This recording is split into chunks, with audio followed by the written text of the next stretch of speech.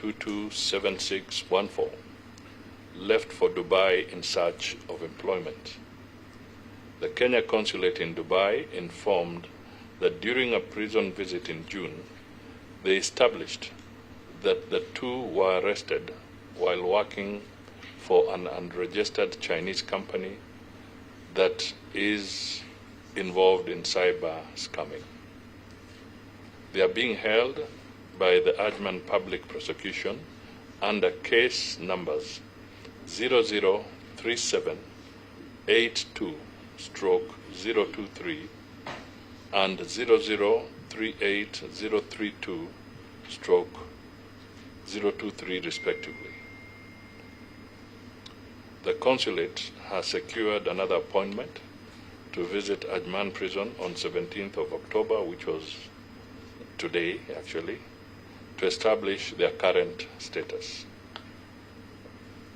Mr. Chairman, I would request that we have a further 2 weeks to be able to provide a more comprehensive statement on the current status of their cases, since the visit is scheduled for today.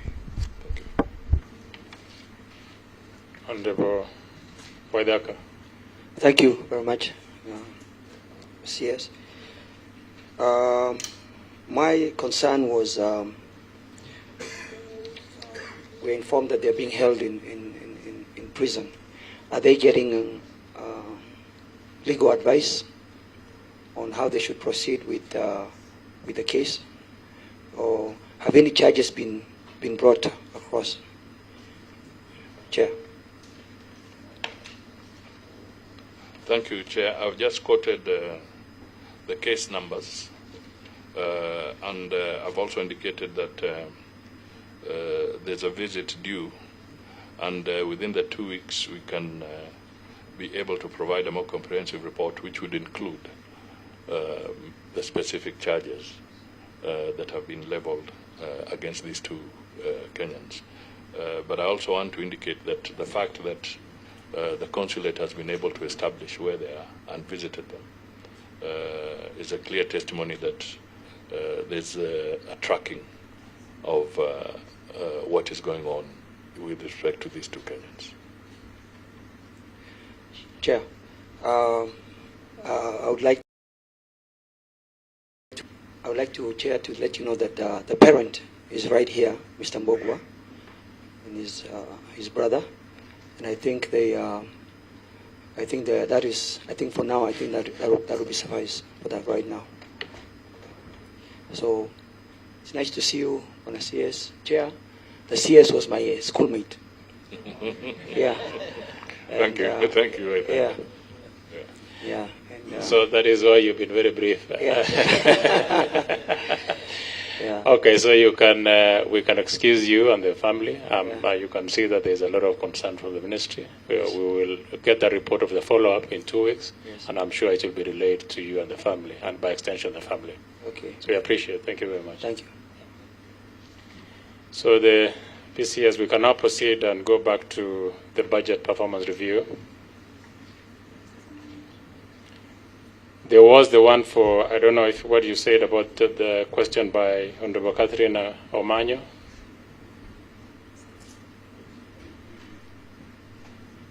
I have a copy of the...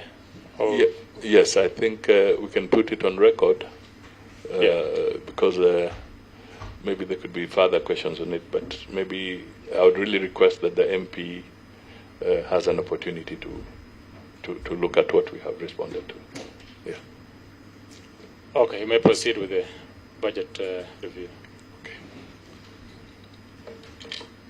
Thank you. We start with the Department of Foreign Affairs, PS. Thank you very much, PCS. Thank you, Chair, for according us the opportunity to come before you.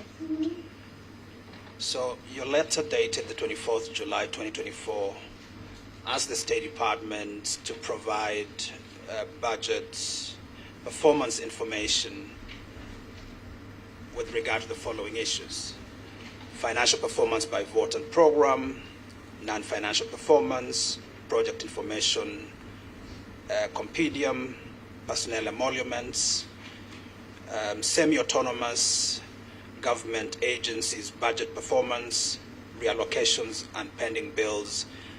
Number 7, budget for missions. Chair, we have placed before you folders responding to each of these questions.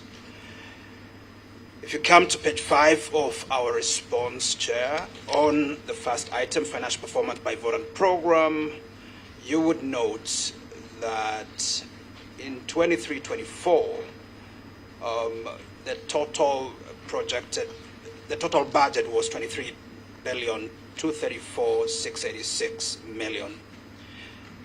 But as a matter of fact, we were only in receipt of 20,279,262 million thereof, which represents an absorption rate of 87%, but also indicates very clearly that there is a 2.1 or so billion shillings deficit.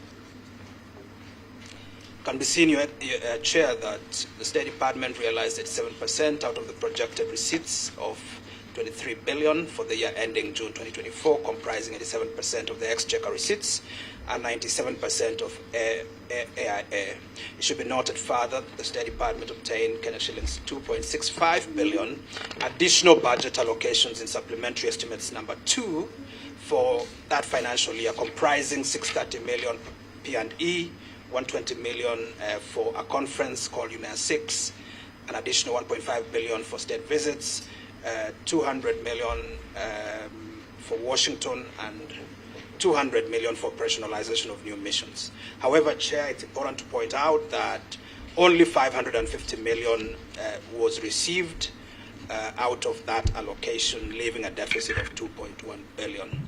And it is significant that of those 2.1 billion, 1.8 million thereof relates to state visits and events not funded with the required exchequer. The second item, Chair, actual expenditure and absorption rate by vote and program.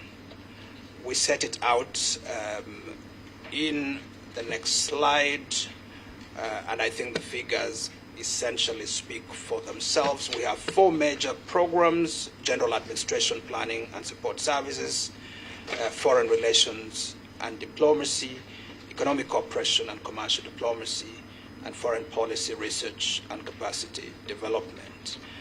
Chair, the various sub-programs are equally indicated with respective budgetary information as well as actual receipts and expenditure. The same information, Chair, is then presented to you in terms of how they are classified based on economic classification. With regard to P&E, you can see that we have an approved budget of 10,346,645 million shillings, while the expenditure is 11,016,765. In terms of goods and services, the budget is 8,296,326. In terms of the revised estimates for that financial year, including supplementary 2, it rose to 10 billion. But with regard to expenditure, we have 9,487 million, amongst others. With regard to grants, and this, Chair, goes towards education supplements and for our officers in missions, and as well as some budget for the Foreign Service Academy. We had a budget of 737,340,000 against an expenditure of 736,595, representing 99%. We have a development or capital projects expense there Approved budget 1.171 against the expenditure 1.170, representing 100% in terms of absorption. Chair, we observe that due to lack of budgetary provision for state visits, State Department was made to borrow to the level of 1.8 billion shillings, because these state visits were actually undertaken even though that was expected from National Treasury was not forthcoming. Also, Chair, the State Department made expenditure commitments on a couple of conferences, including the Africa Climate Summit, the Youth Summit, UNEA 6, IDA Conference, amongst others, totaling 300 million with neither budgetary provision nor exchequer. And all these, of course, Chair, were implemented on the strength of the National Treasury's promise to avail the funding. And this has created the challenge of pending bills, which we discuss later. Chair, we annex in Annex 1A the non-financial performance. In Annex 1B, we detail the State Department's capital projects information for the year under review. We break down in slide 13 the P&E between headquarters and missions. And again, Chair, you can see that the bulk of our P&E goes towards mission. Out of 11 billion budgeted, 8.717 of that goes to missions. Similarly, out of 11,016, which is 99%, 8.707 of that goes to missions. I should wish to request the committee to pay attention to Annex 1C that has headquarters P&E, as well as Annex 1D that presents missions P&E. Chair, if we turn to slide 15, the Foreign Service Academy, with the enactment of the Foreign Service Act 2021, Foreign Service is the semi-autonomous agency of government within the State Department. We have just constituted a board, and I'm pleased to announce, Chair, that yesterday the inaugural meeting of this board or this council was held. On the matter of reallocations, during the year under review, State Department processed internal reallocation proposals from the missions amounting to 117,645,802 as recurrent budget. The same was presented to and approved by National Treasury and were eventually incorporated into the State Department Supplementary Estimate number 2, and the details thereof are presented in Annex 1E, which we attach here with. On pending bills, Chair, the State Department, as at the close of financial year 2023-24, had a stock of pending bills amounting to 2,132,982, comprising historical bills for 2022-23 and earlier years amounting to 415 million shillings, 695,899, and new bills accrued in 2023-24 amounting to 1.707 billion.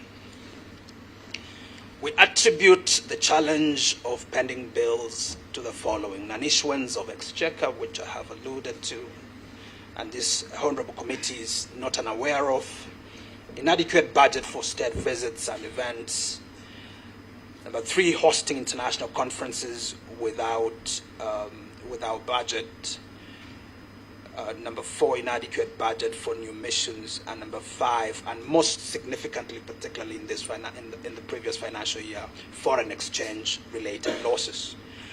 Chair, we detail in Annex 1F enclosed the details of these pending bills for financial year 2023-2024. We can move kindly, Chair, to missions budget in slide 18. The budget for missions out of 21 billion, you can see clearly that 15,753,035,714 of that goes to missions. And that's broken down as indicated, but the actual expenditures are equally laid out very, very clearly.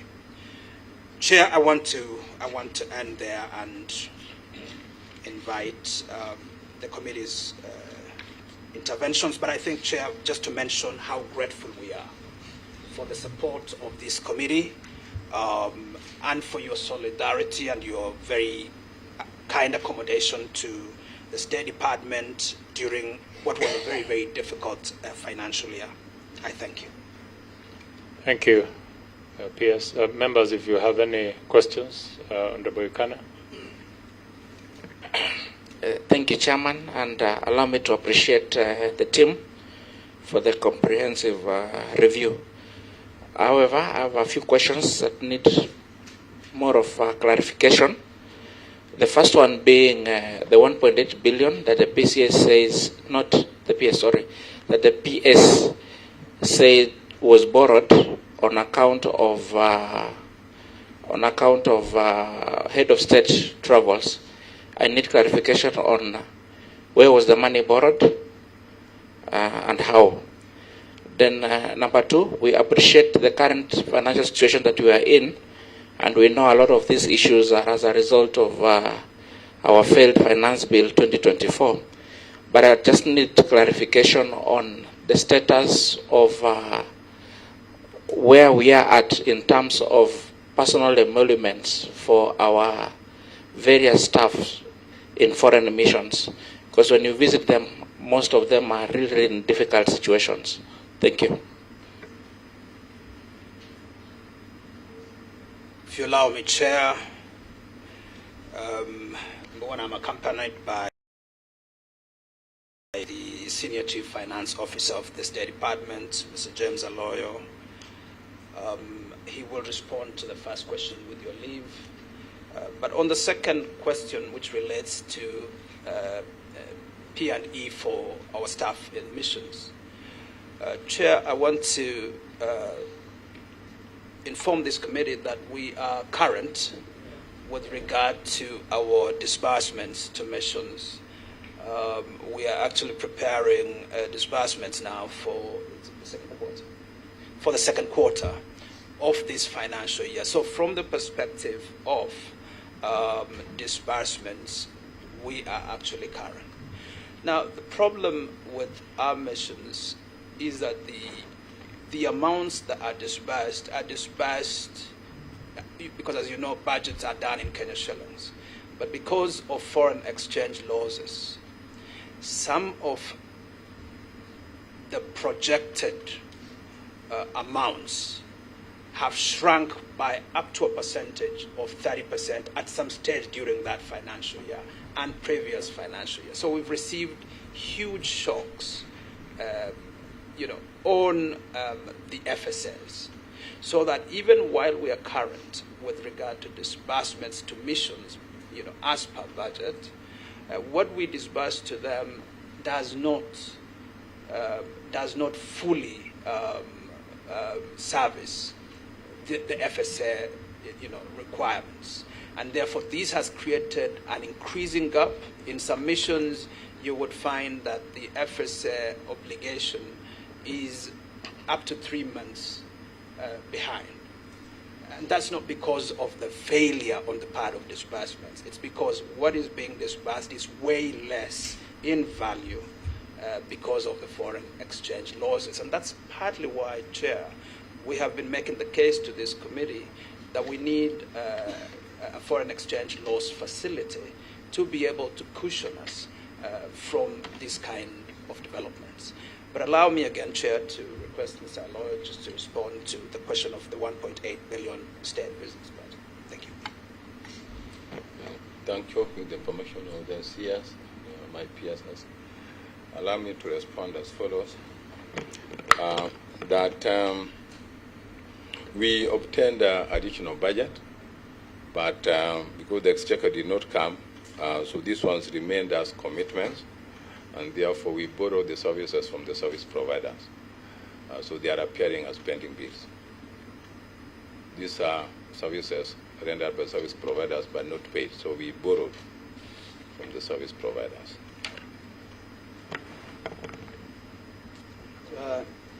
Before the Vice Chair, maybe allow Honorable Caleb. Thank you, Chair. Chair, many times we are asked by Kenyans on the importance of our Ministry of Foreign Affairs because they hardly interact with you. Other than the other ministries where Kenyans get direct benefits, you have a disadvantage of not having a direct contact with Kenyans. They see you as an external. Your work is majorly external. So this committee is always in your defense in some cases because of the knowledge we have. But we also need to get more so that when we are asked by our fellow members of parliament or when questions come to us, we are able to defend you appropriately. And that now brings me to my question, because your Ministry of Foreign Affairs have designed their foreign policy. You have 5 pillars: peace, environment, cultural, diaspora, economy. I will have thought, because I've seen how you have arranged your expenditure and allocation of resources, I would have thought that as a measure of your performance, it goes in relation to your 5 pillars. So that if somebody is looking at this presentation, we see more or less economic cooperation, but you have other pillars. You have peace, you have diaspora, you have environment. So when you are looking at the overall policy of Ministry of Foreign Affairs, then all these pillars must also come in handy, either from the allocation of resources and, of course, later on from the performance of individual pillar. So is it an area that you think you could maybe look at, so that when you see the budget, you're able to see on the pillar of peace, this is how Kenya has been able to project itself and achieved in relation to this. Economy, we are talking about summit, conferencing, diplomacy. How have Kenya achieved through conferencing? So that we are able to assess, is this how we can maximize the national interest? Is it through the peace pillar, the economic pillar, the environment, or the diaspora? It becomes a better way of assessing your performance. Or we can actually say, in relation to this pillar, we think we can restructure our foreign policy in this manner so that we achieve as much we can from the international arena. That should be my question. You take from the Vice Chair, then we can move after that to the diaspora affairs. And so you Honorable Kandia, then the Vice Chair. You go first, Honorable Kandia. Thank you, Chair. Mine is directed to the Director, because on the pending bills, you said the pending bills, they are borrowed from service providers. And most of those service providers are outside Kenya. And I happen to have interacted in one of the countries, I will not name it. Some suppliers are almost shaming Kenya. So I think that area you need to work seriously and maybe make sure that you pay those suppliers, because the image of a country depends very much on how you relate with other countries. Vice Chair, but it goes without saying that will be Germany. Thank you. PCS and your team, I can see there's a reallocation of 466 to the state protocol sub-program. And that money, you took it from Kenya Missions Abroad, 258, and 208 from International Relations and Cooperation sub-programs. Of course, it is allowed in the PFM Act to do that allocation. But what we are asking is, looks like there was no justification for this. And equally, there is no evidence of approval by the accounting officers and the National Treasury. Can you provide a proof of that communication by National Treasury for the approvals of the reallocations? May I respond? I'll ask Mr. Aloy to respond to the last two questions. But if you allow me to speak to the question that has been posed by Honorable Amisi, I think that's a very important question. The fact that the ministry doesn't build roads, it doesn't drill dams, it doesn't build schools. Sometimes demonstrating its utility can appear difficult. And yet, Chair, you know that this ministry, it is through this ministry that a lot of, number one, investments come to Kenya. And then number two, it's also through that a great deal of development cooperation resources come to Kenya that go into quite a great deal of social as well as productive sectors. But I want to therefore appreciate what Honorable Amisi raises in terms of how we better present this so that it can tell the story of what we are doing. The way the budget is structured, or the way budget performance is structured, is that it's really focused on the enablers. What are those enablers that facilitate the State Department to be able to do exactly what you have said, which is, to drive the economic diplomacy agenda, to drive the peace agenda, etc., etc. What you require then is functional missions, for example, as one infrastructure.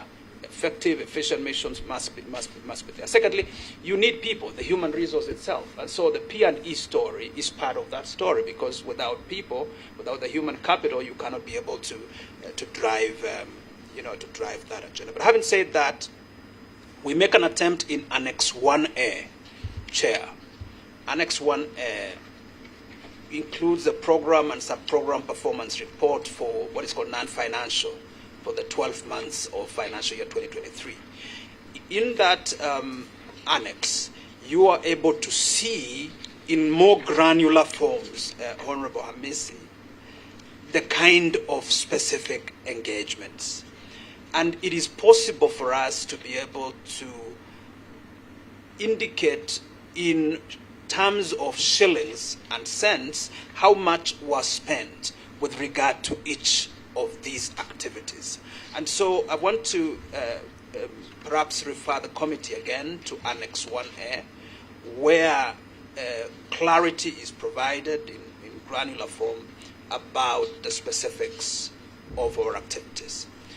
But permit me, Chair, then to ask Mr. Aloy to respond to the last two very, very important questions. Thank you. Thank you again for giving me the chance. The first one on the borrowing, the pending bills. It's true, part of our pending bills are in the Kenyan missions, but there are arrangements to have the same sorted as we release the monies in form of AIEs. There's a requirement that pending bills form first charge of the preceding year's budget, so they have been requested to give them priority. Number two, on the reallocations, if I may draw your attention to Annex 1E, you'll be able to see that there's a letter that we wrote forwarding the reallocation proposals to the Treasury and indicating the details of each item. We did not attach the actual letter, but because we had incorporated the same in the supplementary estimates number 2, we thought that by giving you the estimates themselves, that would be adequate. But we can send that. The letter is in the office. We can, if you allow us, we can bring. Yes, we have authority. The Treasury gave us written authority. Yeah. Okay. You'll do the same thing.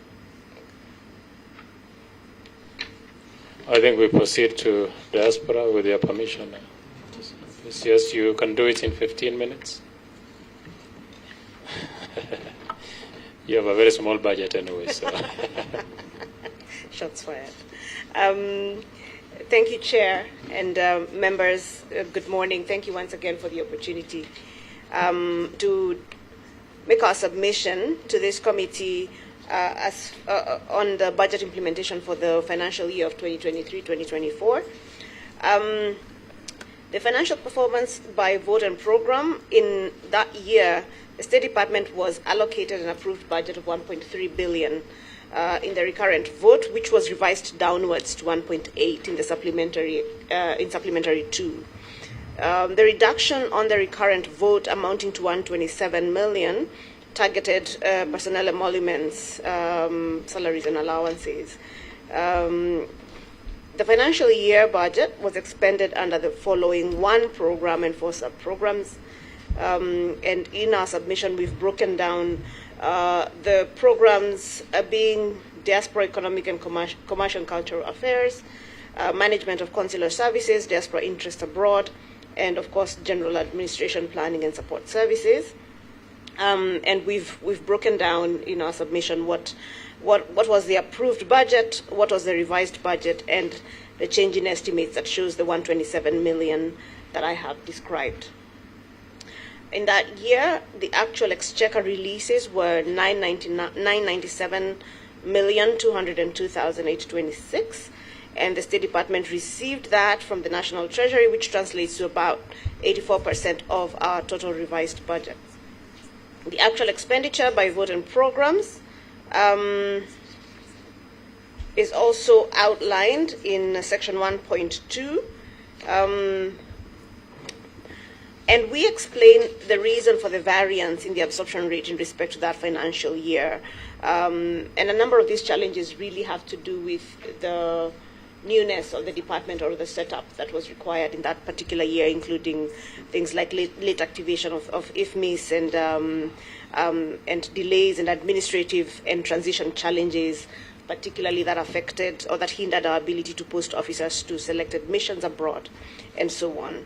And that is why you will see that the major element of reallocation is actually under PE, because that is the element that was mostly that was mostly affected. As far as non-financial performance is concerned, would like to state as follows, and you will find this information better outlined in Annex 1. A number of achievements were undertaken or were realized by the State Department for the period under review, including evacuation of distressed Kenyans from various countries, 1,170 distressed Kenyans from Sudan, following the outbreak of political crisis in April of 2023. 107 victims of human trafficking evacuated from Laos and Myanmar, and 1 from Albania. The State Department also evacuated a total of 159 Kenyans from different places, including Lebanon, Israel, Malaysia, the UAE, Saudi Arabia, Tanzania, Qatar, the USA, South Africa, India, Switzerland, Sierra Leone, and Jordan. In total, I'd also like to mention that the State Department facilitated the repatriation of mortal remains of 74 diasporians who died in various countries, including Spain, the UK, Zanzibar, the UAE, South Africa, Australia, Egypt, Qatar, Saudi Arabia, Mexico, Spain, in that period. We also developed evacuation and repatriation guidelines to better support that, and have been able now to operationalize a 24-hour response center to support the evacuation process that is actually currently operational to support the evacuation from Lebanon that we are currently speaking to. And Chair, if you allow, Waziri would like to make a short statement concerning Lebanon when I am done with this presentation. Continuing on non-financial performance on consular services, we facilitated, or our mobile consular services were offered in that year to 46 countries around the world, serving tens of thousands of Kenyans, facilitating, the provision of ID cards, passports, birth certificates, citizenship, application for citizenship, document attestation, declaration of dual citizenship, and so on. The State Department conducted a baseline survey to facilitate and create diaspora offices and safe houses. And this is something we have discussed with this committee a number of times. And of course, we were unable to operationalize those safe houses, even though all the paperwork is done because of the lack of budget. I'd like to underscore that this continues to be a critical part and something we still urgently need to be able to support and champion the protection of Kenyans in the diaspora, particularly in places such as Thailand, where we have a serious crisis of human trafficking, and so on.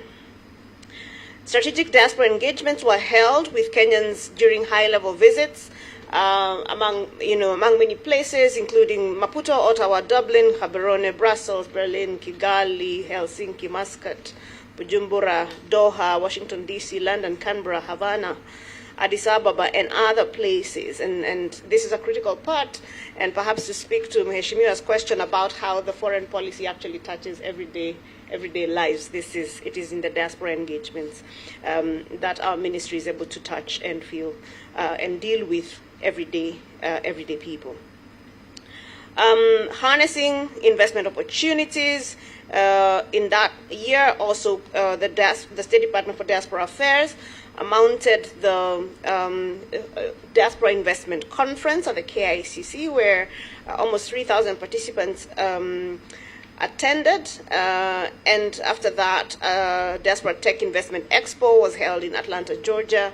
That was graced by His Excellency the President, bringing together about 1,500 diasporians. Further, the State Department participated in the Homa Bay International Investment Conference in February of 2024. In terms of facilitating international jobs for Kenyans, the State Department led negotiations on a comprehensive migration and mobility agreement with Germany, which has now in this financial year been signed, and also supported and led negotiations, including with the State of Qatar, the Kingdom of Saudi Arabia, Kuwait, Poland, Austria, where an MOU was signed on the margins of UNGA, Canada, the UK, and Ireland. State Department also facilitated the establishment of the Pearson VUE Professional Test Center, as well as Ready Care Staffing Limited, which are part of the infrastructure that we are working on to facilitate the movement of talent from Kenya to other parts of the world.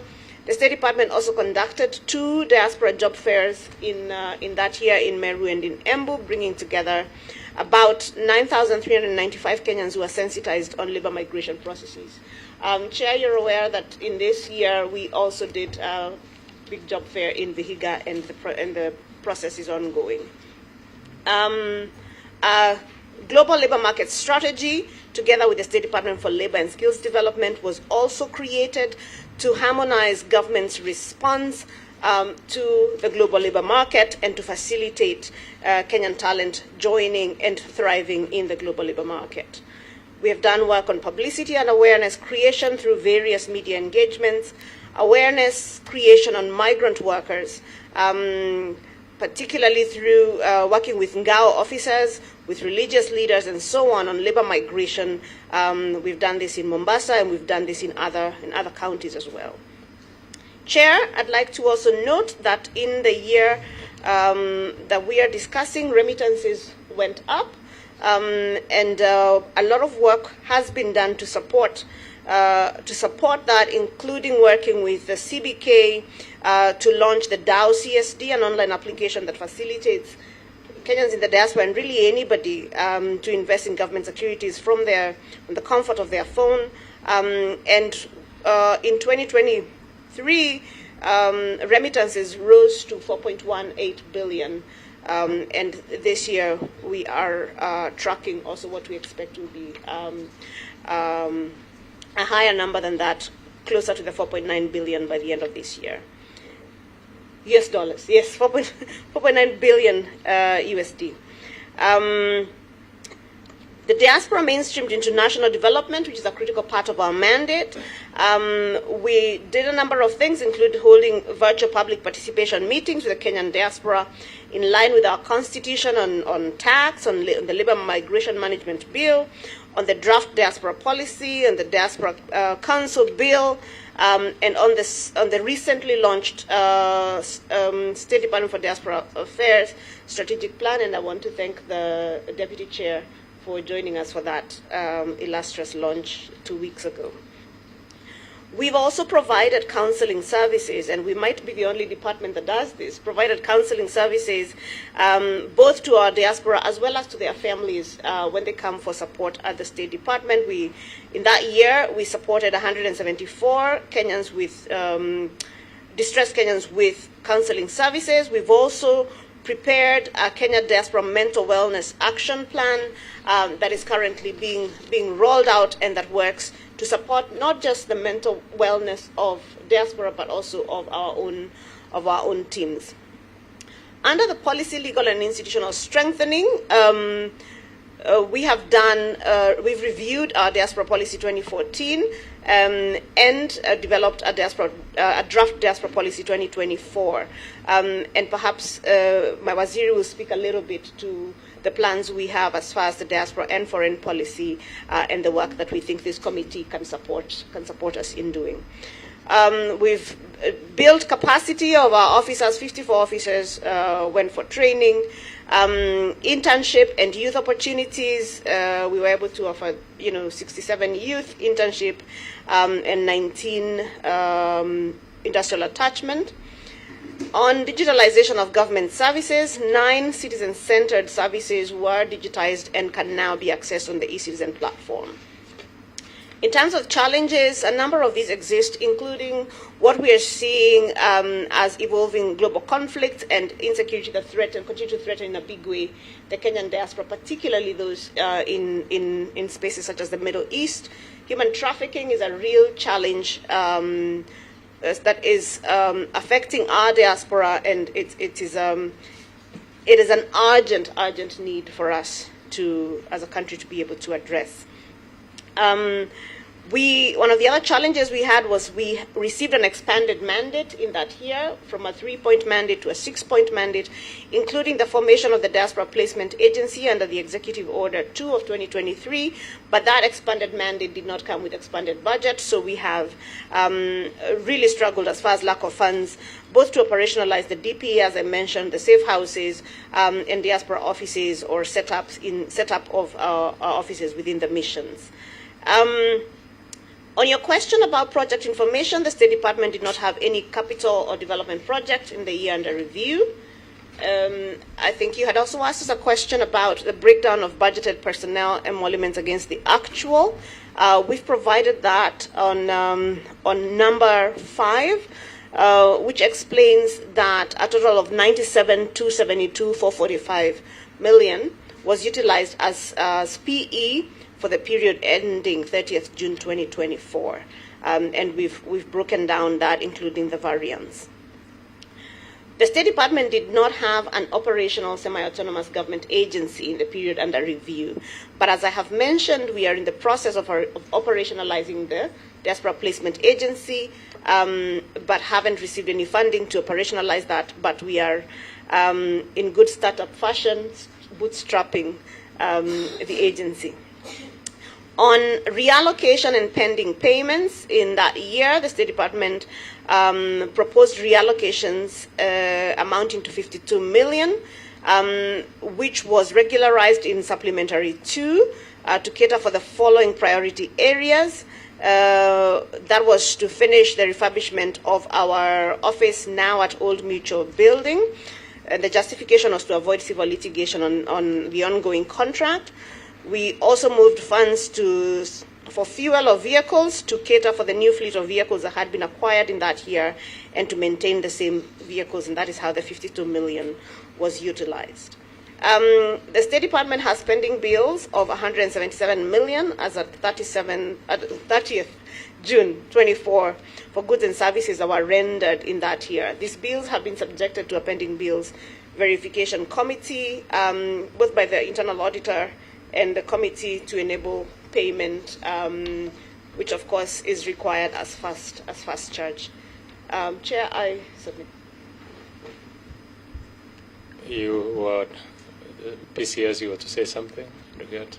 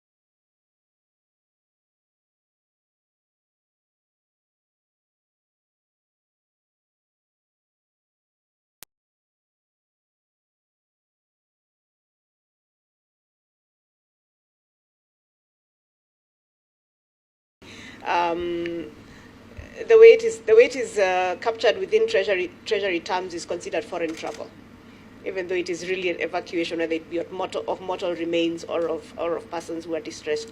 We do have an evacuation budget line. I will, if you allow, get back to you in terms of the figure of exactly how much we spent last year as far as evacuations are concerned, and furnish the House with that figure. Moving on to Mheshimiwa Hamisi's question, I think it was really a question for both myself and for PS Singoe. I will speak perhaps to agree with you that diaspora diplomacy is a critical part of not just of the foreign policy of this country, but a critical part of the national development agenda and national development process of this country. I've indicated that 4.1 billion, 4.19, almost 4.2 billion in remittances last year came from small ticket items, quite unstructured. But that is larger, as you know, than tea, coffee, horticulture, tourism, foreign exchange earnings.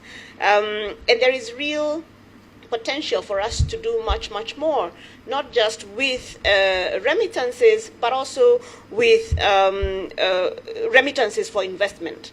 We now have a zero-draft diaspora investment strategy that really looks at structuring and galvanizing diaspora investment, finding out things like what is it that causes diaspora not to invest, and what can we do as GOK to better structure that. We are also in the early stages, and perhaps Waziri might also want to say more about that, but we're also in the early stages of working on a diaspora bond that then would also galvanize remittances for investment. Beyond that, Mheshimiwa, we have now about 4 million Kenyans living abroad, and with the labor migration, and I didn't answer with your question, the labor migration work that we are doing, that number is rising steadily. So indeed, I agree with you that we need to allocate more resources to diaspora. This year, as you're aware, we only have in our budget 600 million. To serve the 4 million Kenyans, including the things like evacuating from Lebanon and so on. It is really an unsustainable way of doing business. So we need to put money in diaspora. I will, however, so the State Department of Foreign Affairs, of course, is mandated both to carry out, to enforce, and to work out this country's foreign policy. So I will allow the rest of that question to be answered by my brother Singoe, who I'm sure will also speak about the ongoing work currently within Kenya's current foreign policy revision. Allow me to jump back to the question by Honorable Abdi Kader, and I'll link it up to the other question by Mheshimiwa Ikana in terms of jobs facilitated. Now, the work that government does is creating an enabling infrastructure. A lot of labor migration happens in terms of private sector to private sector. So because we have negotiated an agreement with Germany, for example, then we expect to see more people using private means, finding opportunities in Germany and moving there. I think it's important to clarify that the way this is expected to work out is not that after you've signed an agreement with country X, that then Kenyans are going to be put in transport and moved there, which is sometimes, what people we have heard from Kenyans that is expected. So there is that. However, I can say this: the numbers we have from immigration indicate that from the beginning of this administration to about July of 2024, about 180,000 Kenyans had left the country for job opportunities abroad. So 180,000 is a good number to think about in terms of what was done between September or October 2022 and July of 2024. Now to respond to the questions from Mheshimiwa Ikana, what are we doing in terms of raising awareness or creating, giving information to Kenyans to understand how these Kazi Maju can be accessed? We've done a number of things. We've been heavily involved in media conversations. We've explained on radio, on TV, on newspapers and so on about how Kenyans can begin to access that information. We've also put out a lot of that information in our various media, whether it be the State Department's of Diaspora social media pages, as well as our websites, whether that is the diaspora.go.ke or the Diaspora Placement Agency's website, which is dpa.go.ke. A really important intervention has been the job fairs, which have been done in a number of counties, and funding allowing will be able to do in even more counties, where in the job fairs we will ideally have government actors who work in the labor migration space. We will bring information about immigration, about visas. We will have the National Employment Authority that regulates the various private recruitment agencies. We'll bring on board private recruitment agencies who have job opportunities, and they will usually interview people on the spot. So in that way, we have found that the interaction with people on the ground with these opportunities, but also opportunities for us to do some myth busting, to give information, to answer questions, has been a really, really important part of that.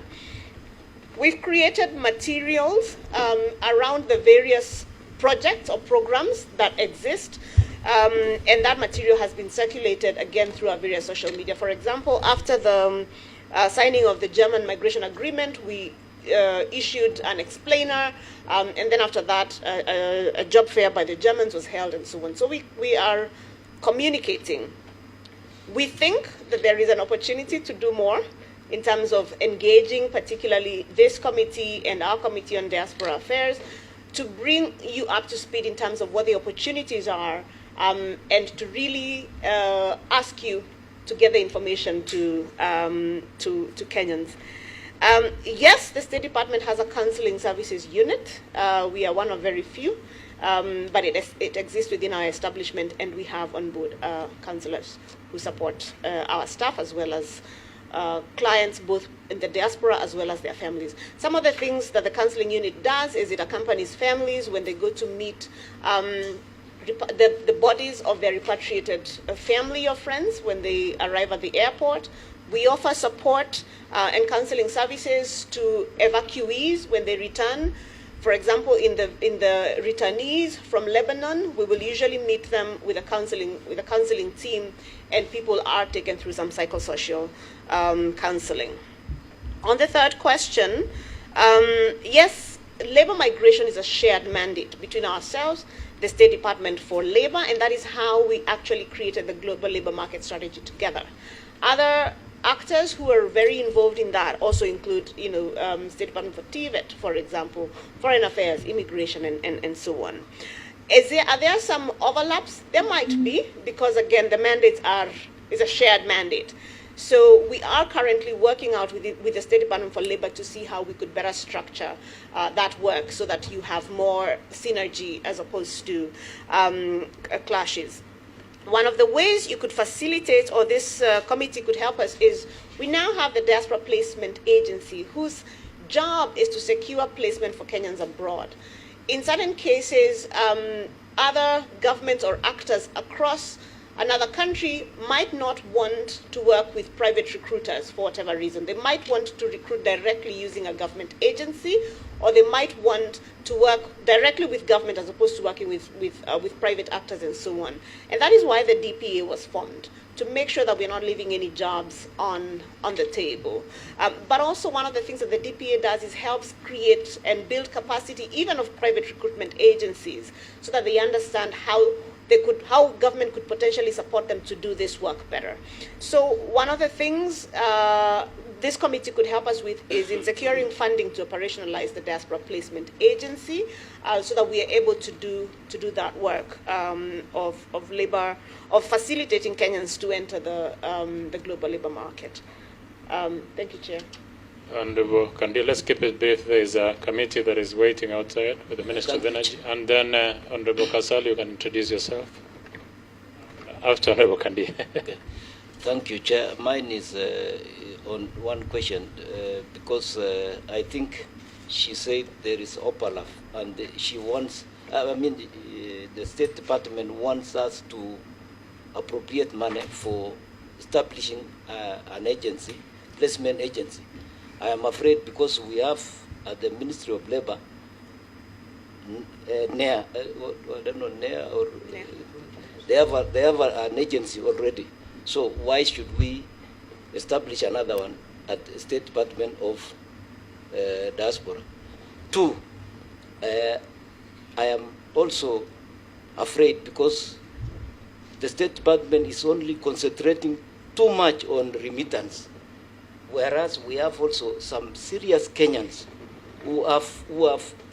they are experts in terms of, for example, engineering. Because Kenya, we need some serious engineers to come and help us, rather than relying on Chinese or Indians. What are you doing as State Department to get our original Kenyans? Because I know some who they want to come back and do something in this country. So what are you doing as a State Department to make sure that you tap that expert to come back and develop Kenya? Another one, what are you doing to make sure that, because there was that job fair from the Germans, already private recruiting agents are stealing from Kenyans. What are you doing to make sure that you warn Kenyans? They are already collecting money. I'm afraid to tell you that because already I got some information that my young people who came all the way from Baringo are being told that there is jobs already, so you come to Nairobi and you must pay some amount of money. What are you doing as a State Department to warn Kenyans against these rocky agencies? PCS, for your information, Honorable Kandie lived and worked in Germany for more than 20 years. So he's very passionate about this diaspora business. Thank you, Mr. Chair. I met him there and I realized he was more at home there than you can imagine. Thank you, Chair. I think Kandie should be a member of parliament in Germany. I'm Irene Kasalu, MP Kitui County, and mine is to say that this department has done a fantastic job. I remember in your previous and one of your presentations, you mentioned that your return, I would not call it return on investment, return on the money that is allocated to you can be seen by what you are doing. So mine is to offer support and see much more what this department can do. Thank you, Chair. Madam Pierce, in less than 5 minutes, if you respond. We'll do my best. We'll do my best. Thank you, Mheshimiwa, for the vote of confidence and for the support. We really rely on it to be able to do this work. And yes, we had made comments about how much it is that we're able to return from every shilling that is invested in the State Department for Diaspora Affairs. Honorable Kandie, the National Employment Authority has a very different mandate from the Diaspora Placement Agency. One of the things that the National Employment Authority does, it's a regulator. It regulates the space, specifically regulates disciplines, registers, deregisters, blacklists, private recruitment agencies. The National Employment Authority sometimes helps with recruitment, but is not properly set up for that. It's largely a regulator. What the wisdom of setting up the Diaspora Placement Agency, which, by the way, was done in consultation with the Ministry of Labor during the creation of that global labor market strategy that I described earlier, was to form a fit-for-purpose agency whose entire job is not to regulate private recruiters, but is really to ensure that once agreements, for example, are signed, the DPA then is able to go and quote-unquote close the deal. It ensures the warm bodies of Kenyans are taking up the opportunities that are opening up in these countries. So we are not interested in regulating the space, as the DPA is not interested in regulating the space. It is interested in ensuring, let me give you an example of a trade agreement. Sometimes you might negotiate a trade agreement with the EU, for example, like we recently closed with the EPA, with the EU. It is one thing to negotiate an agreement. It is another thing to ensure that market access that has been granted is being taken up. How then do you ensure that farmers in Baringo are actually getting their produce into supermarkets in Belgium, for example? So that last mile, quote-unquote, connectivity is what the DPA is looking to do and is doing. We've structured a number of projects that are already working, such as the Mkulima Maju, which I know you're familiar with, that has had Kenyans taking up opportunities in these countries. And we again remember, because the DPA is a government agency, that it charges no fees to Kenyans who are looking for opportunities abroad. Some of the issues that you're discussing, where recruitment agencies sometimes do, as we know, do charge Kenyans for opportunities abroad, the DPA is not interested in charging Kenyans to help them find opportunities abroad, because this is the obligation of government, we think, to help Kenyans find job opportunities. So that the two agencies are complementary and are doing different things. So they are both needed. Let me speak to the question on recruitment agencies after the German affair that we spoke about. So again, let me say that we have time and again spoken to Kenyans about what a rogue recruitment agency looks like and what a legit agency looks like. I am not saying that every agency that charges fees is rogue, because in certain cases, employers abroad might not pay the recruiter to recruit Kenyans here. We believe, and the IOM standard is that the employer pays, and that is what we push, right? So that people who are looking for jobs are also not being asked to pay 500,000 shillings, 200,000 shillings, 1 million shillings to go to Australia or wherever. It is unconscionable. But what we have done consistently, and is something I think Bunga really can help us do, is share the list of licensed agencies who are always found on the NAIR website.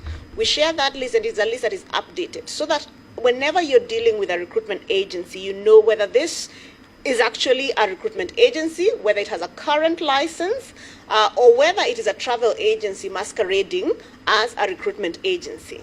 A lot of the challenges we have seen and the distress that comes from Kenyans abroad has been from people who have been recruited by unlicensed agencies or travel agencies or other masqueraders pretending to be recruitment agencies who are therefore not licensed or regulated by NAIR. So we have put out information on our various media channels, on TV, on radio, on our websites. Every time we go on media, this is something we emphasize. We speak about it at the job fairs and so on. Finally, Chair, to answer the question, we are not particularly committed to remittances in the way that you put it. In fact, even if you see our recently launched strategy or the diaspora policy, remittance is the last thing we talk about. Even in my presentation today, I spoke about the welfare of Kenyans and so on, and then we come to remittances because we know the diaspora is not an ATM. They're a place where we go to get money.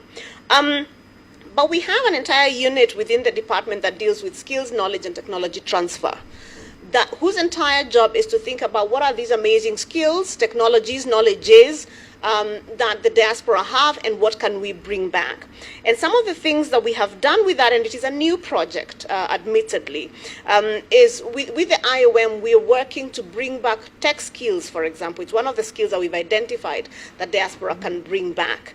There is work in healthcare that is going on. So there is much work that is it's early days. It's being structured in terms of what we can do with the social, academic, and knowledge remittance, if I'm to use that word, with the diaspora, and I welcome you to also work with us to see how we can do more. Thank you, Chair.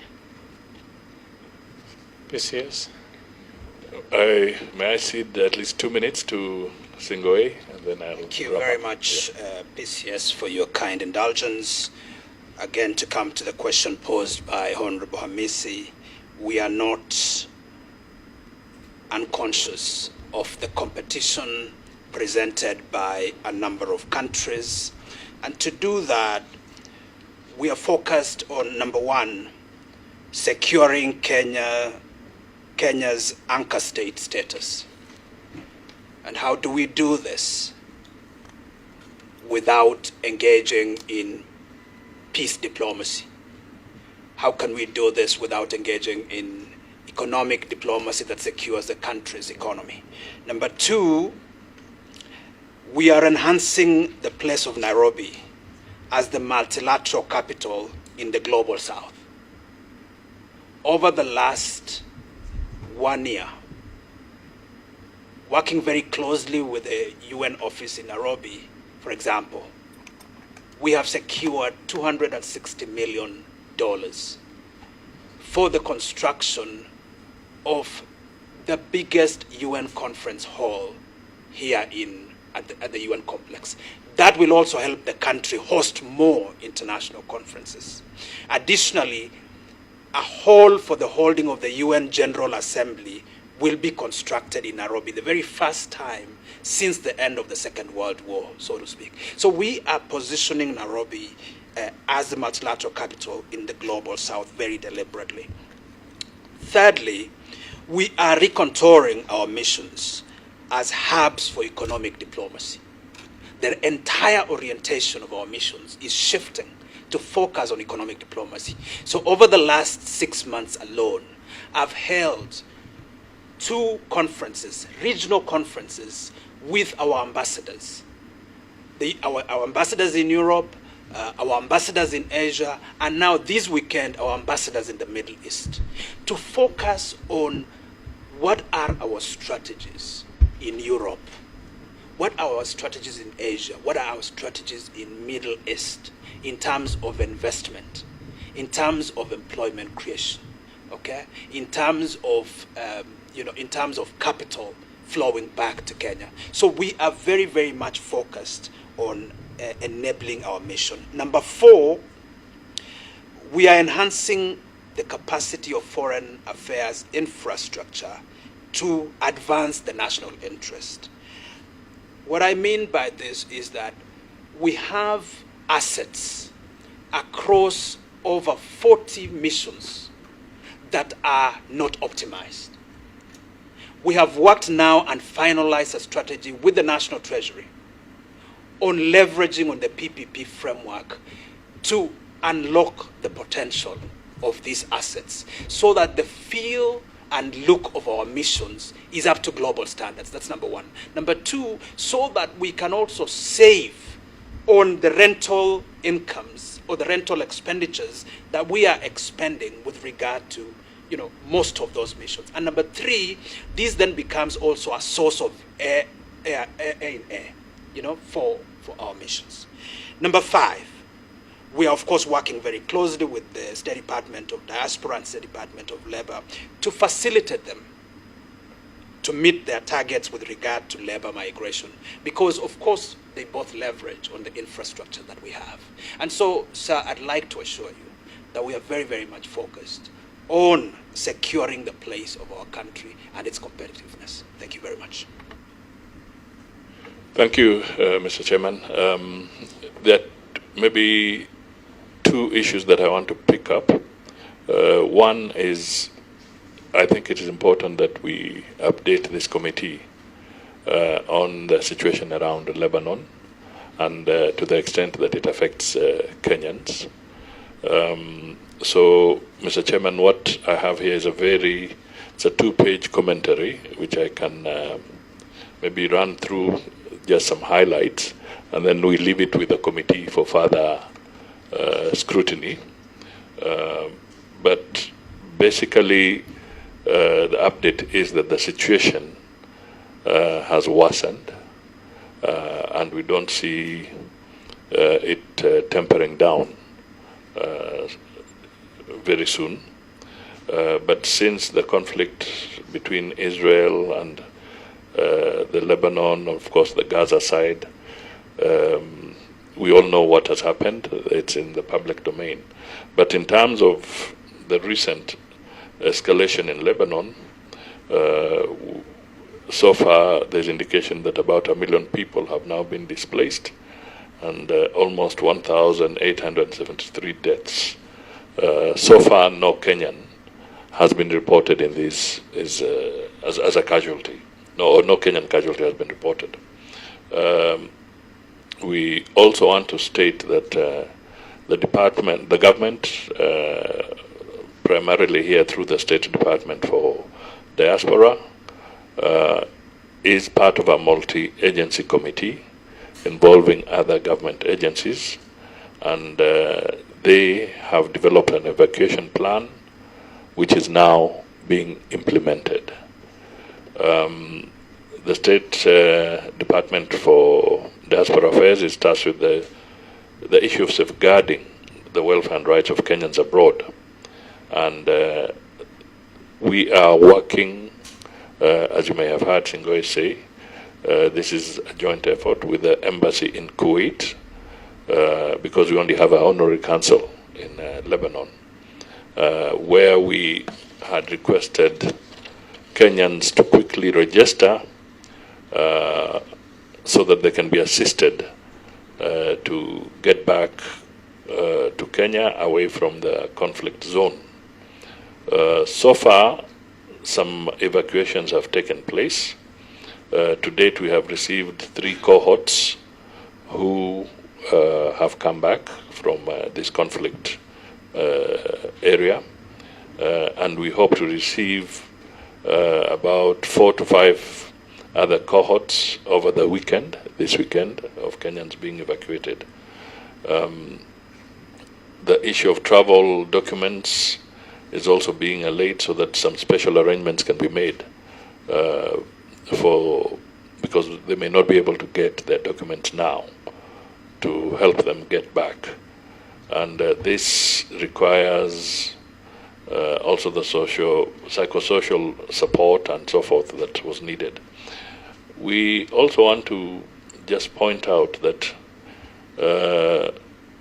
sometimes Kenyans take very long to appreciate that there is a challenge, because we have repeatedly indicated to Kenyans, one, that we want them to register.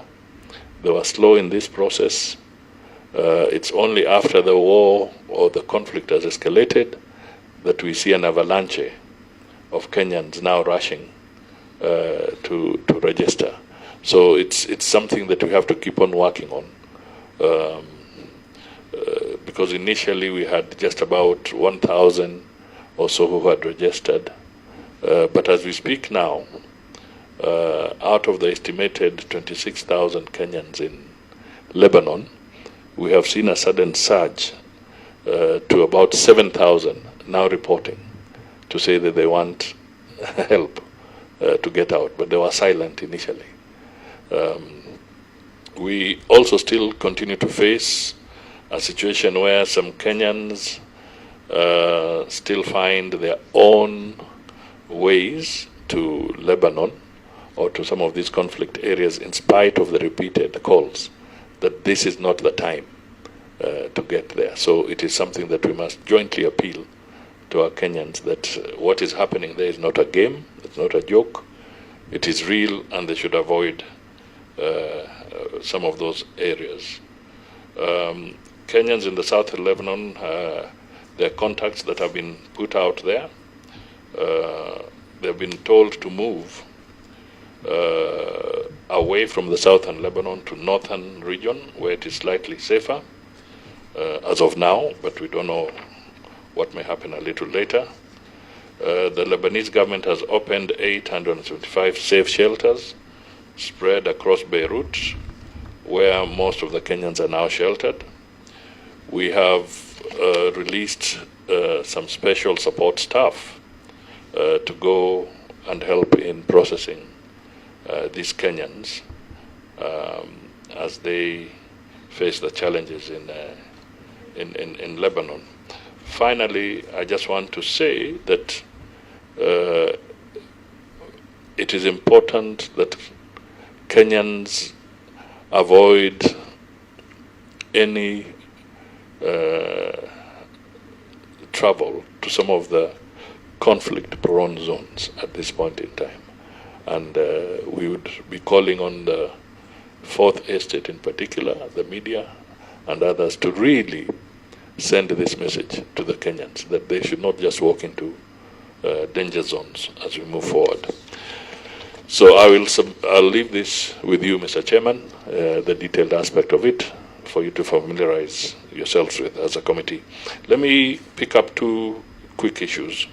One, through you, Mr. Chairman, you shall be getting an invitation from us so that we can have a round table with this committee and also the Committee on Diaspora. And through you, we shall also be inviting maybe some representation from the Budget Committee so that we can have a round table and we can engage a little more on our foreign policy as it stands today and how we should be taking it up going forward based on the issues that have completely changed globally and regionally. And that maybe speaks to Amisi's question, that are we stuck in the old ways? We want the committees to assist us to get out of the old ways so that we can have some serious conversation on what are the global trends and how should we model our foreign policy. And this will then culminate in a sessional paper which will be placed before Parliament, the National Assembly, and you are the ones who will help, particularly in driving this aspect. So we want to seek your indulgence to be at this round table so that we walk the journey together. Finally, let me say that we have had some serious conversation on a diaspora bond. The resources are big, but we are now consulting with MIGA. This is the multilateral investment and guarantee agency of the World Bank, with the World Bank directly, with Treasury, Foreign Affairs, with Central Bank, so that we can raise resources. And the message we are getting is that we are now ripe for a very, very substantial and successful diaspora bond. It is estimated that if we do it right with all the consultation, we could raise anything close to $300 million or $500 million. Am I right? 300 billion Kenya shillings to 500 billion Kenya shillings through this process. And Mr. Chairman, this would then be focused to what could be critical infrastructure required in Kenya that has a serious multiplier effect. And that is the kind of conversation we want to be able to engage in. And there's every indication that this can be a successful bond. Just for people to note, Israel has been able to raise up to $50 billion out of their diaspora placements over the years. Now you can imagine Israel raising that kind of money. India has been able to raise up to $11 billion, Egypt and others, and it goes on. So for Kenya, we have an opportunity, and again, the support of this committee is going to be very, very essential in making sure that we can do that. That is the alternative way of raising resources, and I think it would be a moment of pride for Kenyans in the diaspora to be able to say that they funded that particular critical infrastructure in this country. Thank you. Thank you, PCS, and your team. We really appreciate. On the point of retreat, you pulled out a question that I was about to pose to you, and we truly appreciate. Just so that you understand, recently there were challenges in one of the state departments that we oversight, and they called us for a 2-day retreat on, and going very detailed on the challenges that they are going through. It's a security department in nature, but they made sure that they showed us everything and the challenges they were going through. This committee wrote very aggressive letters to Treasury. One of the issues was exchequer release. Before we got to Treasury, because we were going to have a meeting with Treasury, and we are lucky because you're not just an ordinary leader. You are a stakeholder in this government, so that you can leverage on that. So when we wrote those aggressive letters, and before it even reached them, the Ministry of the Treasury reached out to me personally and said, no, we understand what you're saying. We've reached out to the State Department, and we are sorting out their issues. So sometimes there are blockages that happen that, unless it is raised for people to appreciate, becomes a problem. Number two, you become a very easy target for cannibalism during our budget making process. Because like Honorable Misi said, people don't really see the value of our Ministry of Foreign Affairs, because this PS was saying that you don't build roads, you don't connect electricity. So it's not tangible. And sometimes it's very easy to become a target of cannibalism during budget making process. And that is why as a committee we come in. So we've really insisted on this retreat so that we understand the challenges, which some of us know. But it is important that we bring it to ourselves and also to invite the budget committee to understand, so that when we are doing presentation before the budget committee, where many times we get challenges in explaining some of the issues, they understand beforehand, so that it becomes easy for this committee to support you. We understand the challenges that you go through.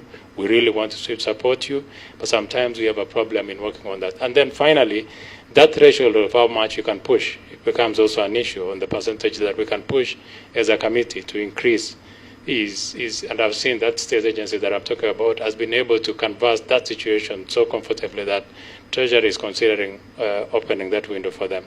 That will also happen to the Ministry of Foreign Affairs and Diaspora Affairs, so that it becomes easy for you to execute your mandate.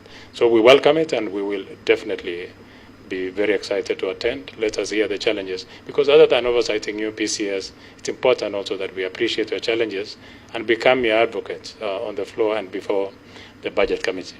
With that, we appreciate and thank you very much for joining us. Asanteni.